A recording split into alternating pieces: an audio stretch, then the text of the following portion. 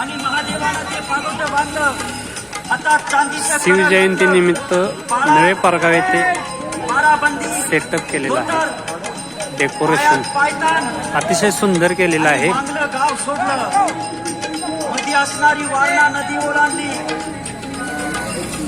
आणि वारण्याच्या पलीकडे बाजूस असणारं सातव नावाचं गाव, त्या सातव्याच्या शेतकऱ्याच्या मळ्यात त्यांचा मुक्काम पडला.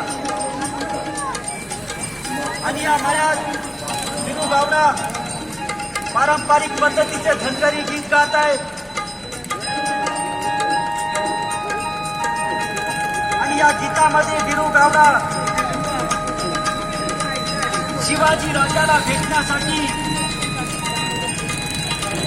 महादेवाला कसं न्यायचं तो पारंपरिक गीतामध्ये त्याला सांगू लागला.